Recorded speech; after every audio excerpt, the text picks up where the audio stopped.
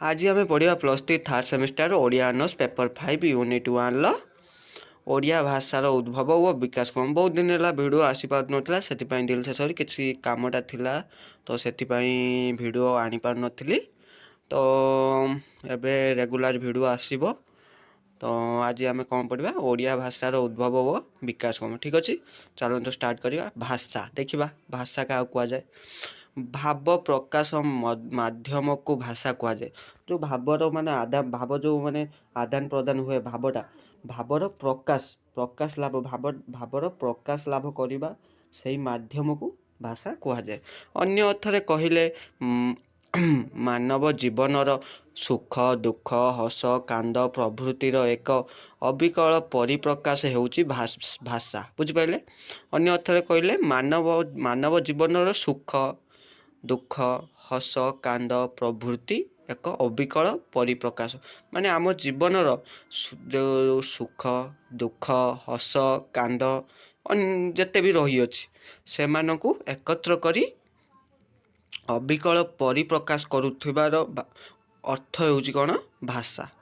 प्राणीर भाव विनिमय पाई जेकोसी अंग भंग इंगित को मध्य भाषार अंतर्भुक्त करा जाई पारे। बुझिपारे। तेबे निर्दिष्ट अर्थरे कहले भाषा हेउची मानवर चिंता शक्ति भावना अभिव्यक्ति व उपलब्धिर एक अनुबोध। पुणी एठी कौन कहला बुझिपारे। एठी कौन कहला देखिबा मानवर चिंता शक्ति भावना अभिव्यक्ति व उपलब्धि को हेउची मानव जातिर प्राण केन्द्र। प्रत्येक जाति निजर मातृभूमि व मातृभाषा को नहीं वर्धित जो जातिर भाषा जेते उन्नत व व्यापक से जाति पृथ्वी सेते उन्नति जाति भाव में सम्मानित। बुझिपारे। तब देखिबा भाषार संज्ञा संज्ञा कौन रही अछि भाषार देखिबा मनुष्य सुख निश्रुत मनुष्य मुख निश्रुत सार्थक ध्वनिर समाहार को भाषा कहुए। बुझिपारे। मनुष्यर मुख निश्रुत सार्थक ध्वनिर समाहार को भाषा कहुए जहा द्वारा से समाजर निजर भाव को आदान प्रदान करिथांदे। बुझिपारे। जहा द्वारा से समाजर निजर भाव को आदान प्रदान करि पारथाय। भाषा भाष धातुरु आ प्रत्यय जग हेले भाषा उद्भव होइथाय। बुझिपारे। भाष धातुरे आ प्रत्यय जग होई भाषा शब्दर उत्पन्न होइछि। एहाकु व्यक्तिवाणी मध्य कहुए। एही भाषार शब्दटी ग्रीक प्रतिशब्द लोगोस एवं इंग्राजी प्रतिशब्द लैंग्वेज रु आसीअछि। भाषा कौन भाषा शब्दटी ग्रीक प्रतिशब्द लोगोस एवं इंग्राजी प्रतिशब्द लैंग्वेज रु आसीअछि। ग्रीक लोगोस शब्दर अर्थ हेउछि चिंता शक्ति और ज्ञान। तेणु भाषा मनुष्यर चिंता शक्ति और ज्ञानर तर्जमा करे बोली मने हुए। तापर देखिबा भाषा परिवारर इतिहास। भाषा परिवार इतिहास कौन रही अछि देखिबा मनुष्य से पर्यंत गोटे भाषा व्यवहार करुथाए से पर्यंत भाषा परिवारर प्रश्न ता मनरे उठी न थाए। मात्र जेतेबेले से एकाधिक भाषार संपर्क रे आसे सेतेबेले सेमानक मध्यरे केतेक साम्य वैषम्य ता आखिरे पड़े। संस्कृत रे गोटे शब्द सभा ओडिया बिंगला व आसामीय ता भाषा को परीक्षा करी देखिले ताहार अर्थ सभा किंतु असमीय तारे ताहा सभा। एहीपरि अनेक शब्द देखिले मनरे प्रश्न उठे संस्कृत सहित ओडिया व बंगला रे निश्चय किछि संपर्क थिबो। भाषाविद माने प्रमाण करिसंती जे नियमित साम्य साहाय्य रे भाषा मानक मध्यरे जेमिति पारिवारिक संपर्क देखाई दिया जाए पारे देखा जाई पारे नियमित वैषम्य मध्य सेहीपरि पूर्व संपर्क रे सूचना दिए। यूरोपीय भाषा मानक मध्य लाटिन भाषा जरिया रे फरासी इटालियन रोमानियन व स्पेनिश मध्य पारस्परिक संपर्क देखाई दिया जाई पारे। तब देखिबा ओडिया भाषा। ओडिया भाषा सरकारंकर बा ओडिशार राज्य भाषा अटे। बुझिपाइले। ओडिया भाषा सरकारंकर बा ओडिशार राज्य भाषा होइथाय।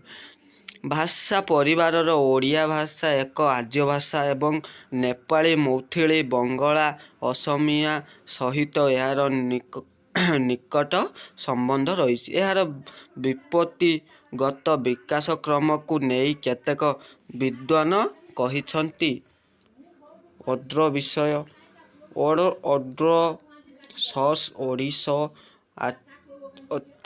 ଆତିଶା କିମ୍ବା ଓଡ଼ିଶା ଭାଷା ଭିତ୍ତିକ ଦୃଷ୍ଟିରୁ ଓଡ଼ିଆ ଭାଷାର ଆର୍ଯ୍ୟ ଦ୍ରାବିଡ଼ ଏବଂ ମୁତାରୀ ଭାଷାର ସମ୍ମିଶ୍ରଣ ରୂପ ଦେଖିବାକୁ ମିଳେ, କିନ୍ତୁ ଏହି ଭାଷାରେ ମୁଖ୍ୟ ଆଧାର ହେଉଛି ଭାରତର ଆର୍ଯ୍ୟ ଭାଷା। ଓଡ଼ିଆ ଏକ ପୂର୍ବ ଇଣ୍ଡୋ ୟୁରୋପୀୟ ଆର୍ଯ୍ୟ ଭାଷା ହୋଇଥିବାରୁ ଏହା ଇଣ୍ଡୋ ଆର୍ଯ୍ୟ ଭାଷା ପରିବାରର ସଦସ୍ୟ ଅଟେ। ଏହି ଭାଷାକୁ ପୂର୍ବୀ ମାଗଧୀ ନାମର ପ୍ରକୃତ ଭାଷାର ବଂଶଧର ଭାବେ ଗ୍ରହଣ କରାଯାଏ, ଯାହା 1500 ବର୍ଷ ପୂର୍ବେ ପୂର୍ବ ଭାରତୀୟ ପ୍ରଚଳିତ ଥିଲା। ଅନ୍ୟ ଉତ୍ତର ଭାରତୀୟ ଭାଷା ତୁଳନାରେ ଓଡ଼ିଆ ଭାଷା ଫାର୍ସି ଭାଷା ଦ୍ୱାରା କମ୍ ପ୍ରଭାବିତ ହୋଇଛି। ଲିଖିତ ଓଡ଼ିଆ ଭାଷାର ପ୍ରାଚୀନତମ ଉଦାହରଣ ହେଉଛି ମାଦଳା ପାଞ୍ଜି। ତାଳପତ୍ରରେ ଲେଖାଯାଇଛି। ଓଡ଼ିଆ ଭାଷାର ଉତ୍ପତ୍ତି ଦେଖିବା। ଓଡ଼ିଆ ଭାଷାର ଉତ୍ପତ୍ତି କେଉଁଭଳି ଭାବରେ ହୋଇଥିଲା? ଇଣ୍ଡୋ ୟୁରୋପୀୟ ଭାଷା ପରିବାର ପ୍ରଥମେ ଆସିବ। ଇଣ୍ଡୋ ୟୁରୋପୀୟ ଭାଷା ପରିବାର, ତାପରେ ଇଣ୍ଡୋ ୟୁରୋପୀୟ ଭାଷା ପରିବାରକୁ ତିନି ଭାଗରେ ବିଭକ୍ତ କରାଯାଇଛି। ଦେଖିବା ଗ୍ରୀକ୍ ଭାଷା, ପ୍ରାକ୍ ଭାରତୀୟ ଆର୍ଯ୍ୟ ଭାଷା, ଆଉ ଗୋଟେ ହେଲା ଲାଟିନ୍ ଭାଷା। ତାପରେ ପ୍ରାକ୍ ଭାରତୀୟ ଆର୍ଯ୍ୟ ଭାଷାକୁ ତିନି ଭାଗରେ ସେଭଳି ବିଭକ୍ତ କରାଯାଇଛି। ଦେଖିବା ପ୍ରାଚୀନ ଭାରତୀୟ ଆର୍ଯ୍ୟ ଭାଷା, ସେଟା ରହିଛି ଖ୍ରୀଷ୍ଟପୂର୍ବ 1500ରୁ ଖ୍ରୀଷ୍ଟପୂର୍ବ 500 ଶତାବ୍ଦୀ।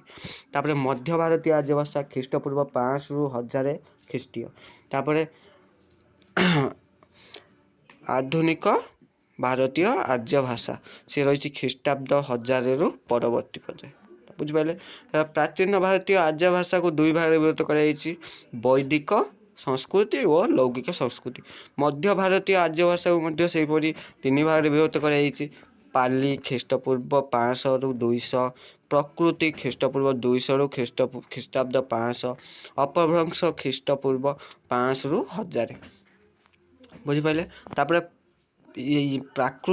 ପ୍ରାକୃତକୁ ମଧ୍ୟ କେତେ ଭାଗରେ? 5 ଭାଗରେ ବିଭକ୍ତ କରାଯାଇଛି। ପ୍ରାକୃତକୁ ମଧ୍ୟ 5 ଭାଗରେ ବିଭକ୍ତ କରାଯାଇଛି। ମହାରାଷ୍ଟ୍ରୀ, ସୌରସେନୀ, ମାଗଧୀ, ପୌଷଚୀ, ଅର୍ଦ୍ଧ ମାଗଧୀ। ବୁଝିପାରିଲେ? ତାପରେ ମାଗଧୀକୁ ମଧ୍ୟ 5 ଭାଗରେ ବିଭକ୍ତ କରାଯାଇଛି। ପୂର୍ବ ମାଗଧୀ, ପଶ୍ଚିମ ମାଗଧୀ, ଉତ୍ତର ମାଗଧୀ, ଦକ୍ଷିଣ ମାଗଧୀ ଓ ମଧ୍ୟମ ମାଗଧୀ। ପୂର୍ବ ମାଗଧୀକି ମଧ୍ୟ ଦୁଇ ଭାଗରେ ବିଭକ୍ତ କରାଯାଇଛି। ଉତ୍ତରୀ ପୂର୍ବ ମାଗଧୀ, ବଙ୍ଗଳା ଆସାମୀ, ତା ଦକ୍ଷିଣୀ ପୂର୍ବ ମାଗଧୀ ଓଡ଼ିଆ ଭାଷା। ଦେଖିବା ଓଡ଼ିଆ ଭାଷା ଇଣ୍ଡୋ ୟୁରୋପିଆନ୍ ଭାଷା ପରିବାରର ସଦସ୍ୟ। ଇଣ୍ଡୋ ୟୁରୋପୀୟ ଭାଷାର ପରିବର୍ତ୍ତନ ବା ବିବର୍ତ୍ତନ ରୂପ ହେଉଛି ଓଡ଼ିଆ ଭାଷା। ଇଣ୍ଡୋ ୟୁରୋପିଆନ୍ ଭାଷାକୁ ପ୍ରଥମତଃ ତିନି ପ୍ରକାରରେ ବିଭକ୍ତ କରାଯାଇଛି। ସେଗୁଡ଼ିକ ହେଉଛି ଗ୍ରୀକ୍ ଭାଷା, ପ୍ରାକ୍ ଭାରତୀୟ ଆର୍ଯ୍ୟ ଭାଷା, ଲାଟିନ୍ ଭାଷା। ତାପରେ ଦେଖିବା ପ୍ରାକ୍ ଭାରତୀୟ ଆର୍ଯ୍ୟ ଭାଷା କହିଲେ ଭାରତୀୟ ଆର୍ଯ୍ୟ ଭାଷାର ପୂର୍ବ ରୂପ। ଏହି ପ୍ରାକ୍ ଭାରତୀୟ ଆର୍ଯ୍ୟ ଭାଷାକୁ ତିନି ଭାଗରେ ବିଭକ୍ତ କରାଯାଇଛି। ସେଗୁଡ଼ିକ ହେଉଛି ପ୍ରାଚୀନ ଭାରତୀୟ ଆର୍ଯ୍ୟ ଭାଷା, ମଧ୍ୟ ଭାରତୀୟ ଆର୍ଯ୍ୟ ଭାଷା ଓ ଆଧୁନିକ ଭାରତୀୟ ଆର୍ଯ୍ୟ ଭାଷା। ପ୍ରାଚୀନ ଭାରତୀୟ ଆର୍ଯ୍ୟ ଭାଷାକୁ ଦୁଇ ଭାଗରେ ବିଭକ୍ତ କରାଯାଇଛି। ସେଗୁଡ଼ିକ ହେଉଛି ଯାହା ଉପରେ ମୁଁ କହିଲି, ବୈଦିକ ସଂସ୍କୃତି ଓ ଲୌକିକ ସଂସ୍କୃତି। ଏଇ ଯେଉଁ ଚିତ୍ରକୁ ଦେଖିକି ଏଇଟା ଲେଖା ହେଇଛି। ବୁଝିପାରିଲେ? ବୈଦିକ ସଂସ୍କୃତି ଓ ଲୌକିକ ସଂସ୍କୃତି। ତାପରେ ମଧ୍ୟ ଭାରତୀୟ ଆର୍ଯ୍ୟ ଭାଷା ସ୍ତର ଦେଇ ଏକ ଭିନ୍ନ ରୂପ ଧାରଣ କରିଛି। ପ୍ରତ୍ୟେକ ସ୍ତରରେ କିଛି ନା କିଛି ପରିବର୍ତ୍ତନ ହେଉଛି। ପ୍ରଥମ ସ୍ତର ପାଲି, ଦ୍ୱିତୀୟ ସ୍ତର ପ୍ରକୃତି ଏବଂ ଶେଷ ସ୍ତର ଅପଭ୍ରଂଶ। ପ୍ରକୃତ ଅର୍ଥ ହେଉଛି ପ୍ରାକୃତି ଜନସାଧାରଣଙ୍କ ଭାଷା। ପ୍ରକୃତ ଭାବେ କାଳକ୍ରମେ ବହୁ ଆଞ୍ଚଳିକ ଧାରାରେ ବିଭକ୍ତ ହେଲେ। ଏସବୁ ମଧ୍ୟରେ ମହାରାଷ୍ଟ୍ର, ସୌରସେନୀ, ମାଗଧୀ, ବୈଶାଚୀ ଓ ଅର୍ଦ୍ଧ ମାଗଧୀ, ଉତ୍ତରୀ ମାଗଧୀ, ଦକ୍ଷିଣୀ ମାଗଧୀ, ଦକ୍ଷିଣ ମାଗଧୀ, ମଧ୍ୟ ମାଗଧୀ, ଔପଭାଷିକ ଓ କାଳକ୍ରମିକ ଇତିହାସ ଦୃଷ୍ଟିରୁ ଓଡ଼ିଆ ଭାଷା ହେଉଛି ପୂର୍ବ ମାଗଧୀ ଅପଭ୍ରଂଶର ଏକ ଉପଶାଖା। ପୂର୍ବ ମାଗଧୀ ଅପଭ୍ରଂଶ ଦୁଇ ଭାଗରେ ବିଭକ୍ତ। ଉତ୍ତରୀ ପୂର୍ବ ମାଗଧୀ ଓ ଦକ୍ଷିଣ ପୂର୍ବ ମାଗଧୀ ବଙ୍ଗଳା ଓ ଆସାମୀ ଭାଷା ଉତ୍ତର ପୂର୍ବୀ ମାଗଧୀ ପ୍ରଶାଖାର ଅନ୍ତର୍ଭୁକ୍ତ। ଓଡ଼ିଆ ଭାଷା ପୂର୍ବ ମାଗଧୀ ଅପଭ୍ରଂଶରୁ ଉତ୍ପନ୍ନ ଲାଭ କରିଥିଲା ଏବଂ ସୌରଶ୍ରେଣୀ ଓ ଅର୍ଦ୍ଧମାଗଧୀ ପ୍ରକୃତରେ କେତେକ ଲକ୍ଷଣ ମଧ୍ୟ ପରିଲକ୍ଷିତ ହୋଇଛି। ଓଡ଼ିଆ ଭାଷାର କ୍ରମ ବିକାଶ ଦେଖିବା। ପ୍ରାଚୀନ ଓଡ଼ିଆ ଭାଷାର କେତେକ ପ୍ରମାଣିକ ନିଦର୍ଶନ ଷଷ୍ଠ ଶତାବ୍ଦୀରୁ ପଞ୍ଚଦଶ ଶତାବ୍ଦୀ ମଧ୍ୟରେ ଲିଖିତ ଅଭିଲେଖ, ଗଦ୍ୟ ରଚନା, ପଦ୍ୟ ରଚନାରେ ପରିଦୃଷ୍ଟ ହୋଇଥାଏ। ଶୈଳ ଭୌଗୋଳକର ଓ ଗଙ୍ଗବଂଶୀ ରାଜାମାନଙ୍କ ଦ୍ୱାରା ଖୋଦିତ ଅଭିଲେଖ ଗୁଡ଼ିକରେ ତତ୍ର ଓଡ଼ିଆ ଶବ୍ଦ ସନ୍ଧାନ ମିଳେ। ଓଡ଼ିଆ ଭାଷାର କ୍ରମ ବିକାଶ କହିଲେ ଓଡ଼ିଆ ଭାଷାର ଅଗ୍ରଗତି ବା କ୍ରମାନୁସାରେ ବିକାଶକୁ ବୁଝାଏ। କ୍ରମ ବିକାଶକୁ ଲକ୍ଷ୍ୟ କଲେ ଓଡ଼ିଆ ଭାଷା ବହୁ ମାତ୍ରାରେ ପ୍ରଭାବିତ ହୋଇଛି।